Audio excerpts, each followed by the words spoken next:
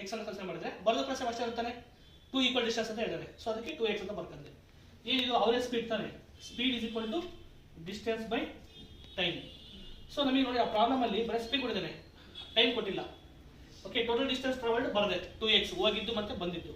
Next total time taken. So time ಅಂದ್ರೆ ಮತ್ತೆ distance by speed ತಾನೆ. So distance by speed, distance ಗೊತ್ತಿಲ್ಲ ನಮಗೆ x. ಈ ಫಸ್ಟ್ ಡಿಸ್ಟೆನ್ಸ್ ನ ಎಷ್ಟು ಸ್ಪೀಡ್ ಕವರ್ ಮಾಡಿದ್ರೆ 25. ನೆಕ್ಸ್ಟ್ ವಾಪಸ್ ಬರೋ ಸ್ಪೀಡ್ ನ ಡಿಸ್ಟೆನ್ಸ್ ಎಷ್ಟು ಕವರ್ ಮಾಡಿದ್ರೆ 40 ಕವರ್ ಮಾಡಿದ್ರೆ. S or no. ನೆಕ್ಸ್ಟ್ ಏನಾಗುತ್ತೆ ನಿಮಗೆ ಇದು ಓಕೆ 2x. ಓಕೆ ಇದಕ್ಕೆ ಮತ್ತೆ ಎಲ್ಸಿಎಂ ತಗೊಳ್ಳಿ. 25 ಮತ್ತು 40 ಗೆ ಮತ್ತೆ ಎಲ್ಸಿಎಂ 200 ಬರುತ್ತೆ.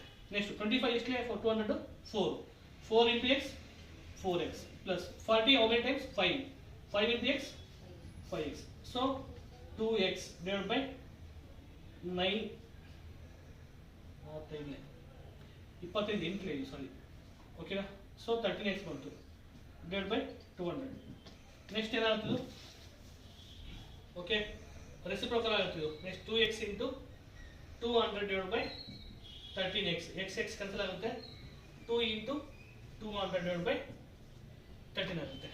ಸಿ ನೋಡಿ 2 into 200 ಎಷ್ಟು ಆಗುತ್ತೆ 400 divided by 13. ಸೊ 13 3 ಅಂದ್ರೆ 13 30 10 by 13 ಬರಲಿಲ್ವಾ? ಇಷ್ಟು ಉದ್ದ ಮಾಡಬೇಕಾಗುತ್ತೆ ನೀವು. ಯಾವ್ದು ಮುಂಚೆ ಹೇಳಿದ್ದು ಕ್ವಶನ್ ಪ್ರೀವಿಯಸ್ ಪ್ರಾಬ್ಲಮಿಗೆ ನಾವು ಇಷ್ಟೆಲ್ಲ ಮಾಡೋ ಬದಲು ಏನು ಮಾಡ್ತೀವಿ ನಾವು 2ab divided by a plus b ಅಂತ ಬರ್ಕೊಂಡ್ಬಿಡ್ತೀವಿ. Yes or no.